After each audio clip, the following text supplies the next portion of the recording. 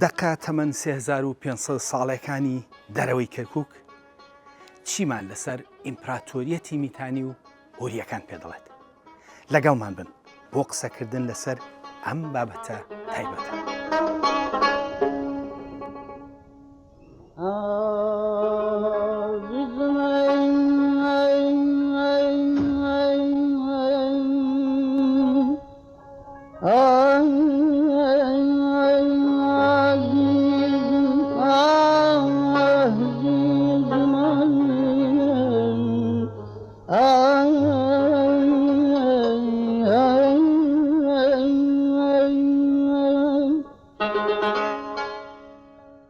کەرکووک بۆ جیهانی شوێنەواری گەوهرێکی دەگمەن و تاقانێ. لە دەرەوەی ئەم شارەدا کەرکووک بە هەزاران تاتەقوڕی نووسرا و دۆزراوەتەوە لەگەڵ چەندین بابەتی شوێنەواریدا کە بۆ هەتایی بۆچوونی لەگەڵ لەسەر هەندێک لە شارستانیەتە دێرینەکان لە ئاستی جیهاندا گۆڕیوە. لە ڕاستیدا هیچ شوێنێک هێندەی کەرکووک ناتوانین ئاشنایی مێژووە دێرینەکەی بین. سەرڕایەوە ئەمڕۆ ئێمە بۆچوونێکی زۆر سادەمان لەسەر ئەم شارە هەیە. ئەمڕۆ لەم بەرنامەیەدا هەنگاو بە هەنگاو دەگەڕێینەوە بۆ سەردەمی زێڕین و شارستانیەتی دێرینی کەرکووکی 3500 ساڵ لەمەوبەر.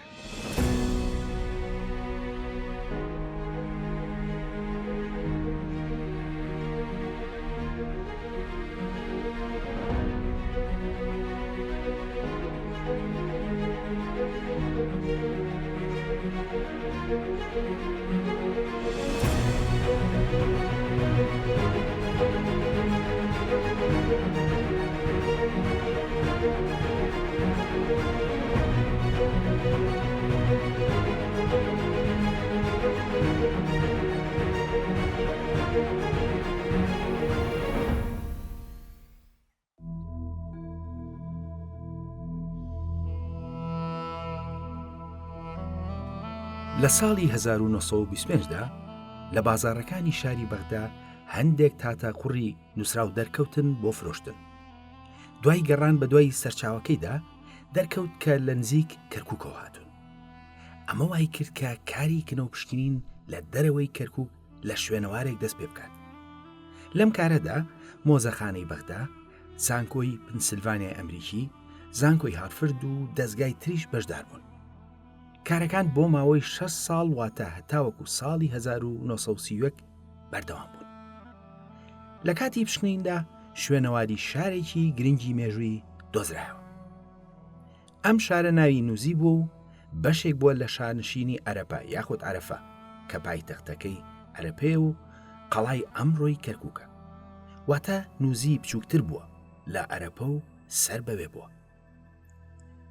شارەکە شوێنەواری نزیکی 7000 ساڵ دێرینی تێدا بوو، بەڵام گرنگترین و دەوڵەمەندترین قۆناغی شوێنەوارەکە سەردەمی هوریەکان بوو کە نزیکی 3500 ساڵ دێرین بوو. لەو شارەدا جگە لە دۆزینەوەی پاشماوەی پەرزگە و چەندین شوێنی تر، ژمارەیەکی زۆر تاتەقوڕی نووسرا و دۆزرایەوە کە ژمارەیان نزیکی 6500 بۆ 7000 پارچە بوو. جیاوازی دەقەکانی نووزی لەوانەی تر ئەوەیە کە ژیانی شارەکە بۆ ماوەی 150 ساڵ دەگرێتەوە. ئەمە وا دەکات کە وردەکاریەکی زۆری ژیانی ڕۆژانەی خەڵکی و گەشتە سەندن و گۆڕانکاریەکانی شارەکە تا ڕادەیەکی پاش بزانرێت. هەروەها سەرچاوە و شوێنی دۆزینەوەی تاتەقوڕە نووسراوەکان شوێنی جیاوازی شارەکەن. لە ماڵی خەڵکیدا، لە پەرزگە، لە کۆشتی حکومڕانی و چەندین شوێنی تردا ئەو نووسینانە دۆزراونەتەوە. ئەمە وا دەکات کە جۆری بابەتەکانیش هەموو لایەنەکانی ژیانی شارەکە بگرێتەوە و وێنەوێکی فراوانی ژیانی ئەوان بکەوێتە ڕوو. بەهۆی سروشتی دەقەکانەوە مرۆڤ کاتێک کە بابەتەکان دەبینێت سەری سوور دەمێنێت کە مرۆڤ چۆن 3500 ساڵ لەمەوبەر لەسەر خاکی کوردستان ژیاون. ئەوەش لەبەرەوەی وردەکاری زۆری بابەتەکان تۆماریان هەیە. بۆ نمونە دەیان کەیسی دادگا بۆ بابەتی جیاواز، دەیان کەیسی مناڵ هەڵگرتنەوە، تۆماری گەنجینەی چەک کە تێیدا وەرگرتنی چەک و بزربوونی چەک و زری پۆش لە جەنگدا لەخۆ دەگرێت. کەیسی گەندەڵی تۆماری فرۆشتنی کۆیلە و زەوی و کەلوپەلی هەمەجۆر، تۆماری وەرگرتنی قەرز و سەدان بابەتی جیاواز کە لە ناو نامەی شەخسی، کەیسی دادگایی، ڕێکەوتن نامەی فرۆشتن و بەڵگەنامەی کارگێڕیدا دۆزراونەتەوە. بەو جۆرە دەقەکانی نووزی پەنجەرێک دەکەنەوە لەسەر جیهانێکی دێرینی ڕابردوومان کەوا دەکات بۆ چوونمان لەسەر خۆمان بگۆڕێت. بەڵام هەنم خاڵانە نین کە وا دەکەن دەقەکانی نووزی گرنگ بن، بەڵکو ئەم دەقانە بوون بە سەرەتاو خاڵی وەرچەرخانی تێگەیشتن لە شارستانیەتی هۆری و میتانیەکان.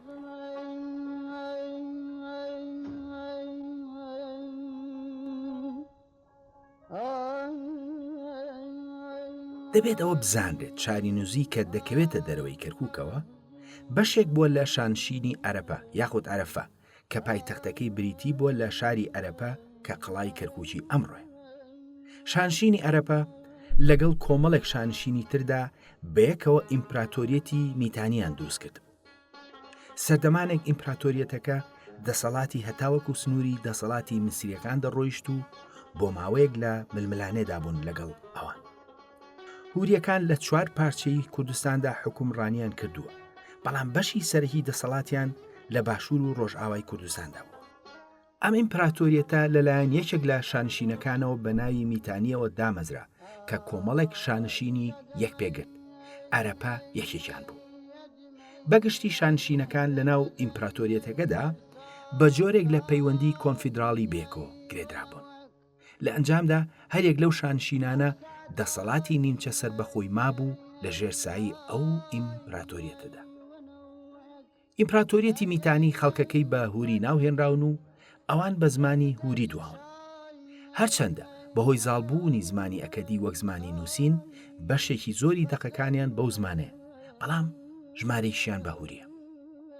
پایتەختی ئەم ئیمپراتۆریەتە لە ڕۆژئاوای کوردستان بووە بە ناوی وەشوکانیەوە.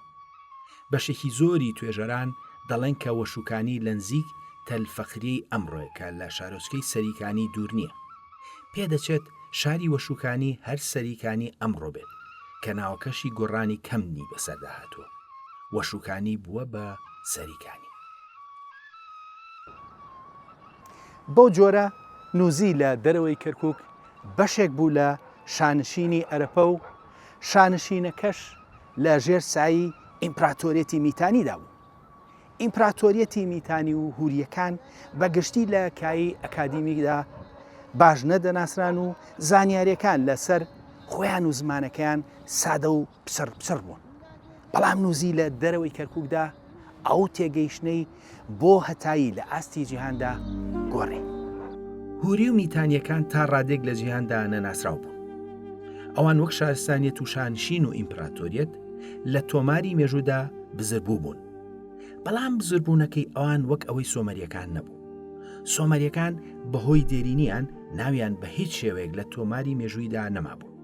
بەڵام هوریەکان ناویان لە تەوراتدا بە پسڕی هەبوو بێ ئەوەی کە بتوانرێت لەو زانیاریە کەمە تێگەیشتن لەسەریان دروست ببێت. دواتر لەگەڵ دۆزینەوەی شوێنەواریەکاندا لە سەدەی 19ەوە وردەوردە لە دەقی سۆمەری و هیتی و ئەکەدیەوە هەندێک تێگەیشتن لەسەر ئەوان دروست بوو. سەرەتای سەدەی 20میش چەند شوێنێکی هوریەکان دۆزرانەوە کە هاوکاری ئەو تێگەیشتنەی کرد. بەڵام ئەو شوێنەی کە بوو بە خاڵی وەرچەرخان شاری نووزی نزیک کەرکووک بوو کە بوو بە بناغەی ناسینی ئەوان. نووزی بوو بە سەرەتای تێگەیشتنی بەڵگەدار سەبارەت بە پێکهاتەی کۆمەڵایەتی و دابوونەریت و هەروەها سیستەمی یاسایی و هەلومەرجی وردی ژیانیان و هەندێک لایەنی زمانەکەیان. پێش نووزی لە ڕێگای بەڵگەنامەی مێژووی دیبلۆماسی و سەربازی دەرەکیەوە دەناسران و ئەو بەڵگەنامانە بابەتی گشتی بن و نەدەتوانرا بەهۆیانەوە بزانرێت کۆمەڵگەکە چۆن ژیاون و هەلومەرجی کللتوری و ئابووریان چۆن بووە. بەبێ نووزی هوریەکان و میتانیەکان هەرگیز وەک ئەمڕۆ نەدەناسران. بەو شێوەیە نووزی بوو بە سەرەتای تێگەیشتنێکی قوڵ لە هوری و ئیمپراتۆریەتی میتانی. بەڵام هەندێک شت لە نووزی دۆزراونەتەوە کەوا دەکات بیکاتە یەکێک لە گنتری شوێنەوار لە ئاستی جیهاندا. ئەوەش هەر تەنها لەبەر هوریومیتانیەکان نییە، بەڵکو بۆ نەخشەیەکە کە کۆنترینە هەتاوەکو ئەمڕۆ بناسرێت و لە مەسۆپۆتامیادا دۆزرا بێتەوە.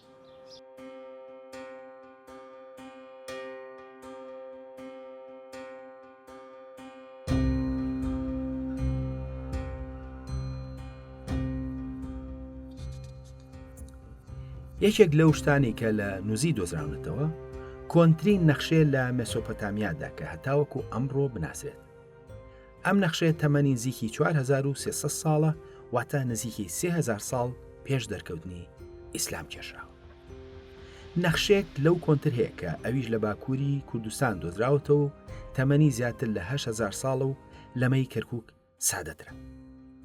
ئەو نەخشەی نووزی جگەلەوەی کە کۆنترین نەخشەیە کە لە مەسۆپۆتامیادا کێشرا بێت، بەڵام گرنگی نەخشەکە لەوەدایە کە بەپێی هەندێک سەرچاوە بۆ دەستنیشانکردن و جیاکردنەوەی زەوی و زاری نزیک شاری نووزی بووە کە لە سەردەمی دروستکردنی نەخشەکەدا ناوی گەسوور بووە.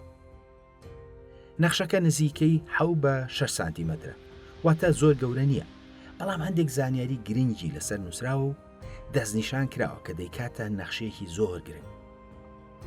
نەخشەکە کۆمەڵێک زەوی تێدا جودا کراوەتەوە، تەنانەت ناوی کەسێکی لەسەر داژنیشان کراوە بە ناوی ئەزاڵە. هەندێک دەڵێن ئەزاڵە مەرج نییە کەسی خاوەن زەوی بێت، لەوانەیە ناوی شوێنێک بێت و زەویەکە سەر بەوێ بوو بێت. نەخشەکە ڕووبارێکی تێدایە و لە ملاولای ڕووبارەکە 2 زنجیرە چیا هەیە و شوێنێکیش لە نێوان 2 زنجیرە چیاکەدا دەستنیشان کراوە. واتە لە ڕێگەی چیا و ڕووبار و دیاردە سروشتیەکانەوە شوێنی زەویەکە دەستنیشان کراوە. هەندێک پێیان وایە ئاماجە نەخشەکە بۆ مەبەستی خاوەندارێتی زەوی بووە و شان بە شانی زانیاری تر دانراوە وەک تاپۆی زەوی. ئەمە نیشانی دەدات کە 4300 ساڵ لەمەوبەر خەڵکەکە لە چ ئاستێکی کارگێڕی و بەڕێوەبردندا ژیاون. جگەلەوە نەخشەکە شتێکی تری لەسەرە، ئەوەش 4 ئاڕاستەکەی باکوور و باشوور و ڕۆژهەڵات و ڕۆژئاوا. ئەوەش لە ڕێگای ئاڕاستەی باجیاوازەکانەوە دەستنیشان کراوە. یەکێکیان بای ڕۆژهەڵات و ڕۆژئاوا و بای باکوور و بەشی بای باشوور لە نەخشەکەدا شکاوە. بەڵام ئەوە یەکەم حاڵەتە کە بناسێت لە مێژوودا سەبارەت دەستنیشانکردنی ئاڕاستەکانی نەخشە لە مێژوودا. ئەم نەخشەیە لایەنی ڕۆڵی لە بەڵگەنامەکردنی خاوەندارێتی زەوی و دەستنیشانکردنی سنوور لە کۆمەڵگەی کۆنی مەسۆپۆتامیادا دەخاتە ڕوو. جگە لەوەش ڕۆڵی بەکارهێنانی سەرەتایی نەخشەکان وەک ئامرازێک بۆ بەڕێوەبردن دەخاتە ڕوو.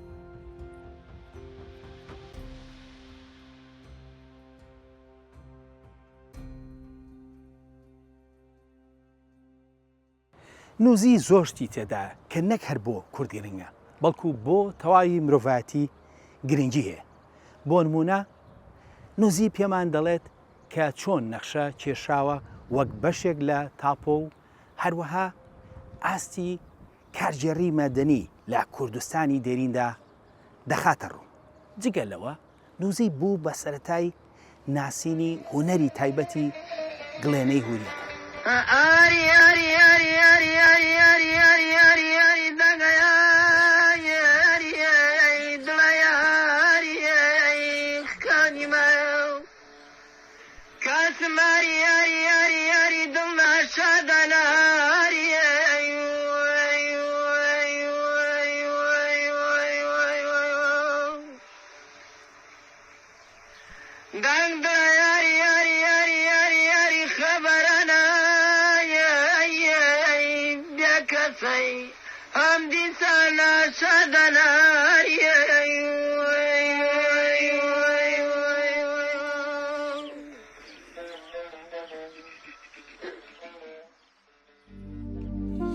جگە لە نەخشە و چەندین تەلار و دیواری نەخشەکرا و کەلوپەلی جیاواز، هەروەها جۆرێکی جیاواز و کواڵیتی بەرزی کاری گڵێنە و کوپەی ڕەنگاوڕەنگ لە نووزی دەستنیشان کرا کە بە پلەی یەکەم پەیوەندی بە شوێنەکە و هەروەها شوێنەکانی دیکە کە لە ژێر کاریگەری شانشینی میتانی و هوریەکاندا بووە هەیبووە. کارە گڵێنەکانی نووزی نەخشێکی هونەری تایبەت بە خۆیان هەیە کە زۆربیان بە ڕەنگی سپی لەسەر تەختێکی تۆخت دروستکراون. ئەم نەخشە هوریانە کە لە نووزیدا تەواو خۆی داڕشتووە لە نەخشی تر جودا دەکرێتەوە. لە هەمان کاتدا لە شوێنە هوریەکانی باکوور و ڕۆژئاوای کوردستانیشدا هاوشێوەی بەدی دەکرێت. واتە جۆرێکی تایبەت لە هونەری دێرینی سەرخاشی کوردستان بەدی دەکرێت کە سەرەتا تایبەتمەندیەکانی هونەری باو باپیرانی کورد دەخەنە ڕوو. نەخشەکان باڵندە و گوڵ و شێوەی ئەندازیاری جیاواز لەخۆ دەگرن. بەو جۆرە کارکتەرێکی ڕوونی هونەری لە ناو کەلوپەلەکانی نووزیدا دەستنیشان کراوە کە ئەوە دەخاتە ڕوو هوریەکان کولتورێکی تایبەتی خۆیان هەبوو بە ڕوونی جودا بووە لە ناتەوەکانی دەوروبەریان و لە هەموو ناوچە هوریەکاندا ئەو جۆرە نەخشە هوریە دووبارە بوونەتەوە. ئەم هونەرە هێندە ڕوون و تایبەتە ئێستاکە لە جیهاندا هەندێک هونەرمەند کاری سیرامێکی خۆیان لەو ستایڵە بە ناوی گڵێنەی نووسیەوە دروست دەکەن و لەسەر ئەنتەرنێت دەیفرۆشن، هەروەک لەم نمونانەدا دەبینرێت. بەو جۆرە نووزی جیهانێکی لە بەڕێوەبردن و هونەر و ئاسێکی بەرزی شارستانیەت داڕشتووە و لە هەڕوێکەوە لێکۆڵینەوەی لێ دەکەیت ئەوە دەریایەک لەو بوارانەدا دەکەوێتە ڕوو. نەخشە دێرینەکە و هونەری گڵێنەی هوری ئەو ڕاستیەمان بۆ دەخاتە ڕوو. بەڵام لە ناو دەقەکانە وردەکاری هەندێک کەیسی دادگاییکردن هەیە کە مای سەرسوورمانە.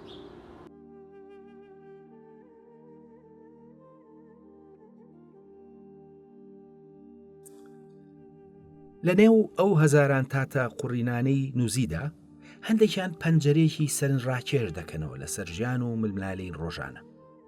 بۆ نمونە کۆمەڵێک لە تاتە قوڕەکان بەڵگەنامەی تایبەتن سەبارەت بە ململانێکی یاسایی لەسەر زەویەک کە کەیسەکە لە دادگاکاندا تا دوونەوە بەردەوام بوو. سەرەتا لە پیاوێکەوە دەست پێ دەکات بە ناوی هوتیە. ئەو لەگەڵ چەند کەسێکی دیکە لە ڕێگەی دادگاوە دوو پیاو بە ناوەکانی بیلیشنو لەگەڵ شاتوکێوی دەبەنە دادگا. لە دەقێکی کەیسەکەدا هوتیا لە بەردەم دادوەرەکاندا ڕای دەگەێنێت وا دەڵێت ئەم پیاوانە تەنها کرێچین و بە نایاسایی و بە زۆر دەستیان بەسەر زەوی ئێمەداگرتووە. بەڵام بیلیشنو و شاتوکێوی بەرپەرچی ئەو دەدەنەوە و بە بڕوابەخۆیەوە دەڵێن نا ئێمە خاوەنی ئەم زەویین، ئێمە بە شێوەیەکی یاسایی وەک خاوەنی ئەم زەویە دانراوین و بەڵگەنامەکان بۆ سەلمانی ئەوە بەردەستن.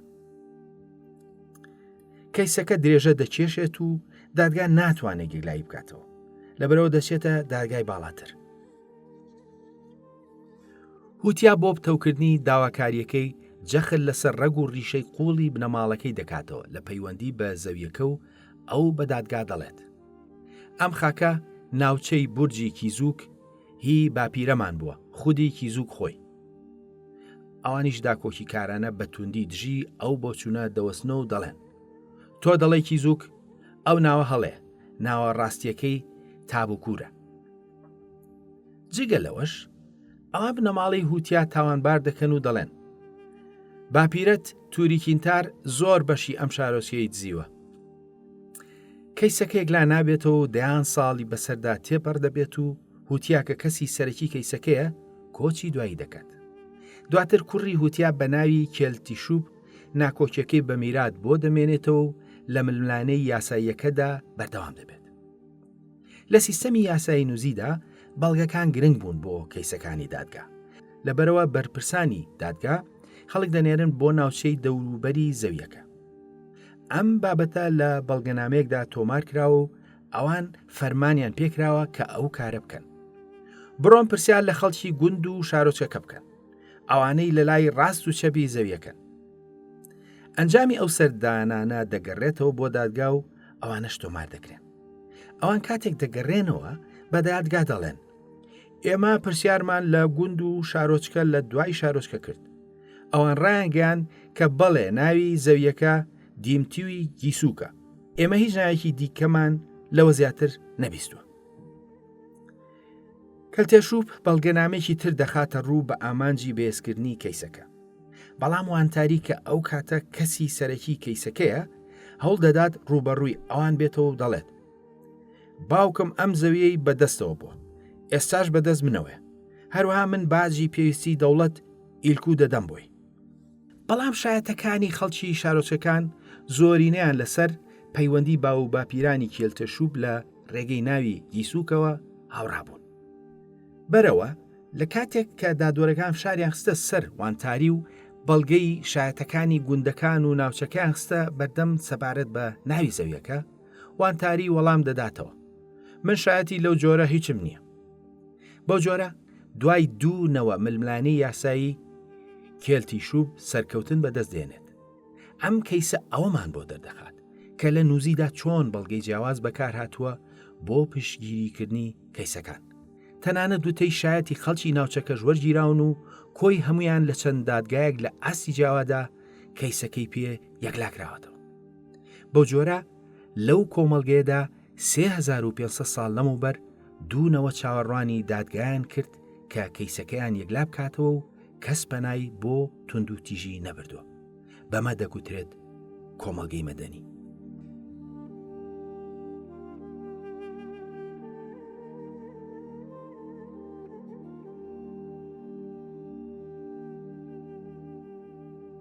کەیسەکانی نووزی زۆرن و زۆربەیان پەیوەستن بە زەویوزار و کێشەی خێزانی هەمە جۆرەوە. بەڵام کەیسی لێپرسینەوە لە بەرپرسانی دەوڵەت و دەسەڵاتیش لە خۆ دەگرێت. تەنانەت وردەکاری کەیسی تێدایە کە تێیدا لێپرسینەوە لە بەرپرسانی دەوڵەت دەکرێت بە تۆمەتی گەندەڵی.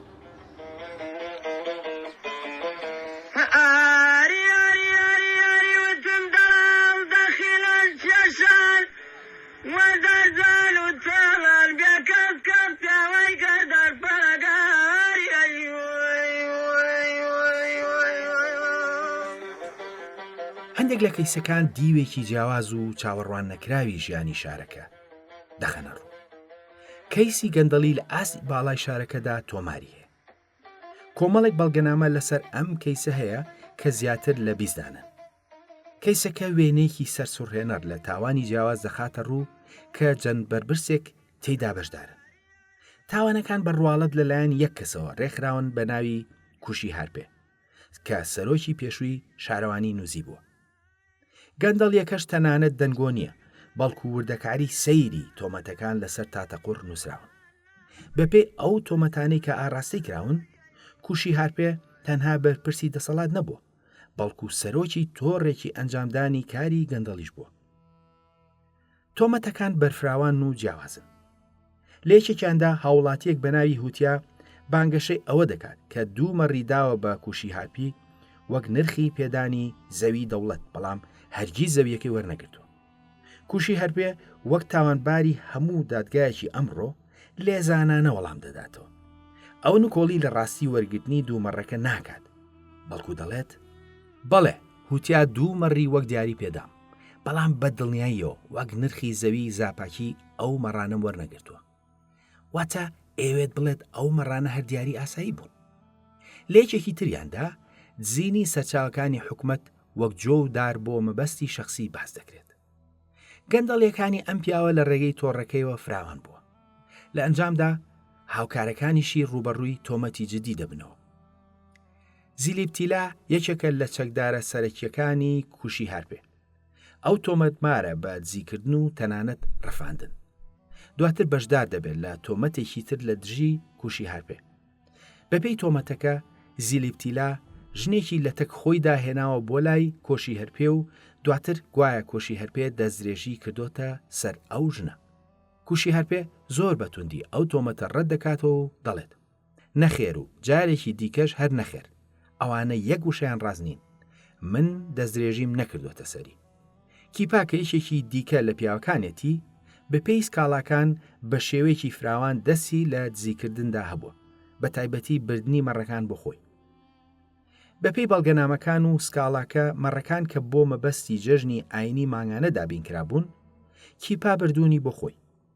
بەپێی کەیسەکە زۆربەی جاژمارێک مەڕی زیاتر دابین دەکران بۆ بۆنە ئاینیەکە، بەڵام دەبوو مەڕە زیادەکان دوای جەژنەکە بگەڕێنرێنەوە. بەپێی کەیسەکە کیپا تۆمەتبارە بەوەی کە ئەو مەڕە زیادانەی بۆ گیرفانی خۆی فرۆشتووە. کیپا تۆمەتەکان ڕەت دەکاتەوە و هەوڵ دەدات پاساو بۆ کارەکانی خۆی بهێنێتەوە. لە کۆتاییدا ئەنجامدانی ئەو کارانە دەخاتە ملی سەرکارەکەی کوشی هەرپێ و ئەو تاوانبار دەکات و دەڵێت ئەوە کوشی هەرپەیە کە دەستی بەسەر مەڕازیادەکاندا گرت و بۆ قازانجی خۆی فرۆشتنی. بەو جۆرە لە ناو کەیسەکانی گەندەڵی شارەکەدا نمونەی بەرتیل وەرگرتن، زینی سەرچاوەکانی حکوومەت و چەندین بابەتی تر هەن. دواتر لەگەڵ درێژبوونەوە و بەردەوامبوونی دانیشتەکاندا ئەو کەسانەی کە سەر بە تۆڕەکەی کۆشی هەرپێن هەیەک بەیەک بە مەبەستی ڕزگارکردنی خۆیان لە کەیسەکاندا تاوانەکان دەخەنە ملی کوشی هەرپێی وەستایان. سەرڕای ئەو هەموو وردەکاریە بەداخەوە ئێمە بڕیاری کۆتایی دادگامان لە بەردەمدا نییە سەبارەت بە تۆمەتبارکردنی کوشی هەرپێ و هاوکارەکانی. ئایا ئەم تۆڕە هەڵوەشێنراوەتەوە؟ ئایا سزا دەدرێن یان لە دادگا دەرباز دەبن؟ بەداخەوە بەهۆی دەستنەکەوتنی هەموو دەقەکان تا ئەمڕۆ وەڵامی ئەو پرسیارانە نازانرێن. لەوانەیە ئەم کەیسە گەندەڵیانە هەندێک کەس بێهیوا بکەن و بڵێن گەندەڵی شتێکە ئەوەتەی هەیە هەبووە و کۆتایی نایێت. بەڵام ڕاستیەکە پێچەوانی ئەو بۆچوونەوە. دەبێت ئەوە بزانرێت لەگەڵ دروستبوونی دەسەڵات و لە سەرەتای شارستانیەتەوە جۆرێک لە گەندەڵی هەبووە. لەبەرەوەی کە گەندەڵی خۆی بریتە لە بەکارهێنانی دەسەڵات بۆ سوودی شخصی، واتە لەگەڵ بوونی دەسەڵاتدا گەندەڵیش هاتۆتەکایەوە. بەڵام ئەوەی کە گرنگە ئەوەیە کە کۆمەڵگەی نووزی سیستمێکی یاسایی زۆر ورد و ئاڵۆزی هەبووە کە گەندەڵی تێیدا قوبوڵکراو نەبوو و داگاکان وەک بەشێک لە چارەسەری ئەو کێشانە ڕۆڵیان بینیوە بۆ کەمکردنەوە و بنبڕکردنی. واتە لەگەڵ دەسەڵاتدا ئەگەری گەندەڵیش هەیە، بەڵام گرنگ ئەوەیە کە چی دەکرێت بۆ ڕێگریکردن لێ. سیستەمی یاسایی نووسی ئەوە نیشان دەدات کە کۆمەڵگەکە لە هەوڵی سەپاندنی یاسا و دادوەریدا بووە تەنانەت لەسەر بەرپرسانی دەسەڵاتیش. ئەو هەنگاوانە کۆمەڵگەی نووزی بۆ ئەو سەردەمە دەکاتە کۆمەڵگەیەکی تاڕادەیەک دادوەر.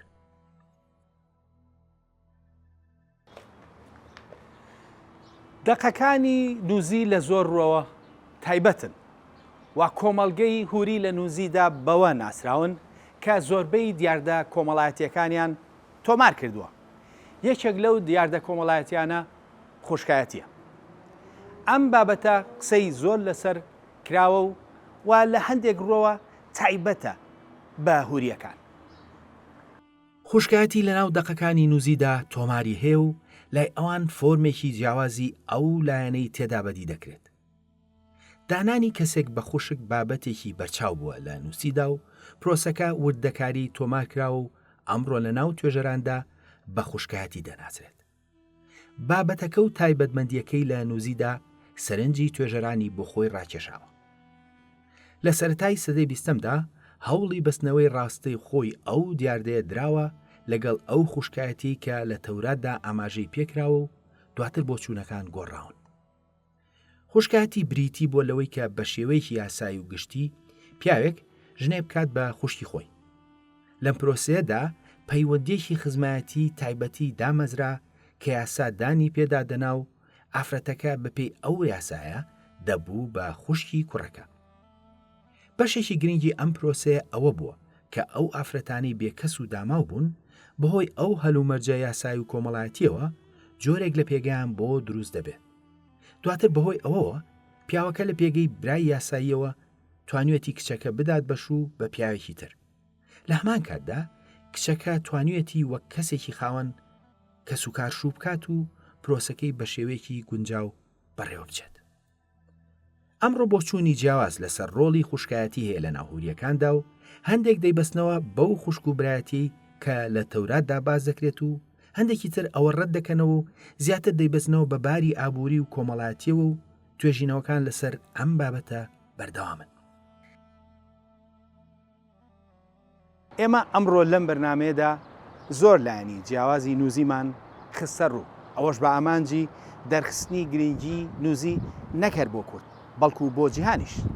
بەڵام پرسیارێک دێتە ئاراوە، ئەگەر نووزی هێندە شوێنێکی گرنگیە لە جیهانی شوێنەواریدا، ئەی بۆ نە خۆمان و نەجیهانیش ئەو بایەخەمان پێنەداوە.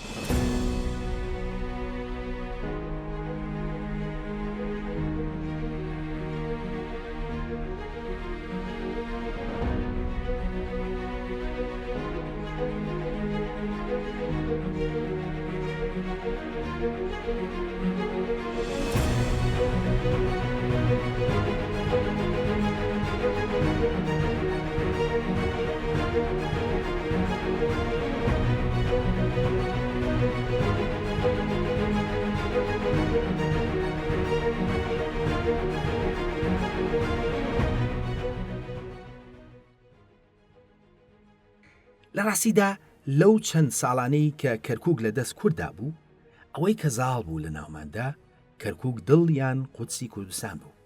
بەداخەوە ئێمە لە ڕێگای ئەو دوو ناسنامە سیاسیەوە ناتوانین ماناو حەق بدەین بە گەوهرێکی شوێنەواری جیهان کە لە زۆر ڕۆوە جیهانی سەرسام کردووە. ئەو دوو ناسنامەیە زیاتر گزارش لە ملانەی ڕۆم و عەجەم دەکەن لە بەریەکی سیاسی کوردیدا. دەنا ئەو دوو نازناوە سیاسیە ناتوانن قوڵایی فەرهەنگی یەکێک لە شارە هەرە گرنگەکانی جیهان بە ئێمە بڵێن. کەرکووک لە دەرەوەی ئەو ناوە سیاسیانەدا پێویستی بە تێگەیشتن هەیە. لەوانەیە زۆر کەس بڵێن جا تێگەیشتن لە کەرکووک چ سوودێکی هەیە؟ لە ڕاستیدا ئەگەر وەڵامێکی سادە بدرێتەوە ئایا دەکرێت لە ناو ماڵی خۆتدا بەچاو بەسرایی بژیت؟ مرۆڤ پێویستی بە ئاشنابوون و مەنادانە بەو شار و ژینگەیی کە تێیدا دەژی. ناکرێت لە ناو ماڵی خۆتدا بەچاو بەسرایی بژیت. لەبەرەوە زۆر پێویستە لە ڕووی جیاوازەوە لە شار و وڵاتمان بگەین. لە کاتێکدا کە زۆر شوێن شتێکی ئەوتۆی نازانرێت، بەڵام کەرکووک هەموو کەرستێکی دەستەبەرە بۆ تێگەیشتێکی قوڵ. بابزانین جیهان چی بۆ شوێنەوارەکانیان دەکەن. بۆ نمونە یەکێک لەو شوێنەوارانی کە لە جیهاندا بەناوبانگە شوێنەواری ستۆنهێنجە لە بەریتانیا. ئەم شوێنەوارە لە هەموو شوێنێک بەرچاوە، لە پەرتووک، فیلم و ڕێکلامی گەشتیاری بەریتانی و چەندین شوێنی تردا. ئەم شوێنەوارە هێندە لە بەرچاودایە کە زەحمەت دەبێت مناڵێک لە بەریتانیادا شتێک سەبارەتی نەزانێت و خەڵکی ئاسایی بەگشتی لەو وڵاتەدا سەبارەتی نەزانێت. لە ڕاستیدا نەکەر خەڵکی بەریتانیا، بەڵکو لە دەروی بەریتانیاش خەڵک پێی ئاشنان و ساڵانە هەزاران گەشتیار ڕوو دەکەنە ئەو شوێنەوارە لە بەریتانیا. ئەوەش بەهۆی ئەو باخەی کە بەریتانیەکان پێی دەدەن لە ڕێگای چەندین بەرناوە و پەرتووک و فیلمەوە. نووزی دێرینی کوردستان پەرتووک و فیلمەکان باسی ناکەن و ناوەکەی بەدەگمەن لە گۆڤارەکانماندا دەبینرێت. بەڵام ئایا بەڕاستی ستۆنهێنج لە ڕووی مێژوویەوە گرنگتر لە نووزی؟ یان سەرکەوتووی بەریتانیەکانە لە بەخستنە پێشچاوی شوێنێکی شوێنەواری سادەی خۆیان؟ وەک پێشتر ئاماژی پێکرا، ئەوەی لە ناو شاری نووزیدا بوو تێگەیشتمانی بە تەواوی لەسەر کۆمەڵگە کۆنەکانی ڕابردوو بەگشتی و هوری و میتانیەکان بە تایبەتی گۆڕی. لە کاتێکدا کە بەردەکانی ستۆنهێنج بێدەنگن و هیچ زانیاریکی ئەوتۆ نادەن بەدەستەوە و زۆر لە بابەتەکان وەک مەتەڵماونەتەوە. بەڵام تاتە قوڕەکانی نووزی قسەیان پێ و جیهانێکی ڕوونی ئاڵۆزی کۆمەڵگەیەکی مەدەنی دێرینمان بۆ دەخەنە ڕوو. تاتە قوڕەکانی نووزی وردەکاری قوڵایی ژیانی ئەو سەردەمان پێدەبەخشن. ئەو زانیارێنش سەبارەت بە یاسا، پێکهاتی ئاڵۆزی خێزان، ژیانی ئابووری و دابوو نەریتە کۆمەڵایەتیەکانن لە جیهانێکی شارستانەتی هوریەکانی نزیکی 3500 ساڵ لەمەوبەر. زانیاریەکانی نووزی بێوێنن لە هاوکاریکردنماندا لە تێگەیشتن لە مێژووی گەشەسەندنی یاسا و لێکۆڵینەوەکانی ڕۆژهەڵاتی ناوەڕاست و تەنانەت پاشخانن بۆ تێگەیشتن لە بەشێک لە گێڕانەوەکانی پەرتووکی تەورات. بەو جۆرە کۆمەڵگەکان دەتوانن مانابدەن بە شوێنەکانیان و بیخێنە بەرچاوی کۆمەڵگەکەیان و جیهان و لە ئەمجاندا بە هەموو لایەکی مناسێنن. ئەو توێژینەوانەی کە کراویشن زۆرینەی ڕەهایان لە دەرەوەی کوردستان داکراون. ئێمە نەتوانیومانە نووزی بناسین نە بە جیهانمان ناساندووە. ئێستاکە پرسیارێک دێتە ئاراوە. لەبەرەوەی ئێمە هەمیشە وایان تێگەیاندوین تەنانەت 1000 ساڵیش لەمەوبەر کوشتێکی ئەوتۆی نەبووە. ئەی چۆن 3500 ساڵ لەمەوبەر شارستانیەتێکی وا ئاڵاوس لەسەر خاژی کوردستان دەرکەوتووە؟ ئەم شارستانیەتە چۆن سەری هەڵداوە و لەکوێ هاتۆتە کوردستان؟ کوردستان لە ڕابردوودا ناوەندی شارستانێتی نەک ناوچەکە بەڵکو جیهان بووە. ڕۆژانێک لێرەوە شارستانیت بە جیهاندا بڵاو بێتەوە. دیارە ئەمە قسەی ڕەنگاوڕەنگی بێبنەمانیە، بەڵکو هەمووی بەڵگەی زانستی لە پشتە. ئەبێت بیرمان نەچێت کە ڕاستە دەقەکانی نووزی نزیک کەرکووک تەمەنیان 3500 ساڵە، بەڵام شارەکە تەمەنی نزیکی 7000 ساڵە. واتە نووزی بەرهەمی شارستانیەتێکی پێشخۆیەتی. هەروەها تۆزێک ئەولاتر لە نووزی تا بەرە و نزیک چیاکان ببینەوە، ئەوە شارستانەتێکی دێرینتر لەوەش دەکەوێتە ڕوو. بۆ نمونە شوێنێکی وەک چەرموو لە نزیک چەمچەماڵ تەمەنی نزیکی 9000 ساڵە کە لە کەرکووک زۆر دوور نییە. چەرموو نزیکەی 2000 ساڵ پێش ئەوێ و گەربەرە و شارە زووری هەڵکشێن ئەوە بێستان سوور زیاتر لە 11,000 ساڵ تەمەنێتی. ئەگەر بەرەو کرماشام چینە جانی ئەوێش تەمەنی 10,000 ساڵە. ئەگەر زیاتر هەڵکشێن بەرەو باکووری کوردستان گرێمیرازان تەمەنی 12,000 ساڵە و شوێنی کۆنتین پەرزگێ لە سەرگۆی زەوی. پوختەی قسە ئەمەیە. ئێمە بۆ نزیکی 100 ساڵە سەرقاڵی چیرۆکی ئاری و ئێرانی خەیاڵی کراوین، بەڵام خاکی کوردستان خۆی سەرچاوی بنەچەی شارستانێتی مرۆڤایەتیە.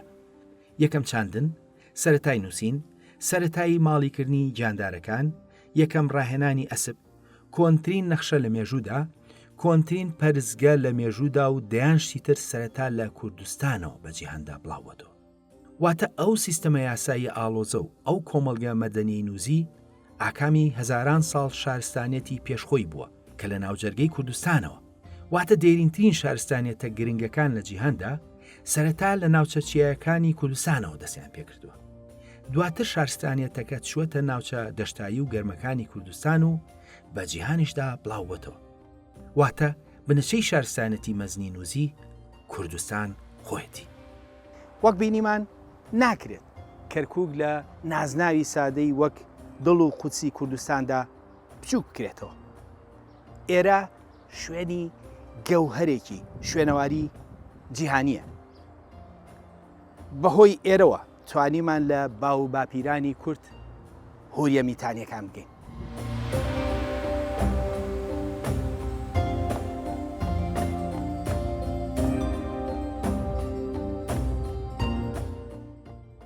جگە لەو تێگەیشتە، نووزی نزیک کەرکووک شوێنێکی جیهانی ناسرا و بەهایشی گرنگی هەیە بۆ تێگەیشتن لە شارستانێتە دێرینەکانی ناوچەکە. ئەوە جگە لە ئاشنابوون بە هونەری گڵێنەی هوری کە ئەمڕۆ هوڵنەیەکی ناسراوە لە ئاستی جیهانیدا و ئێرە شوێنی کۆنترین نەخشەیە لە ناوچەی مێسۆپۆتامیادا.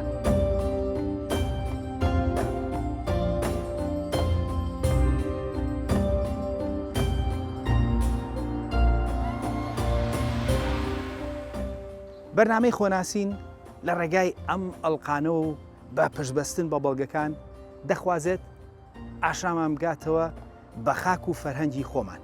ئەوەش بە ئامانجی خۆناسین وەک ئەوەی کە هەبووین و هەین، بێ زیاد و بێکەم.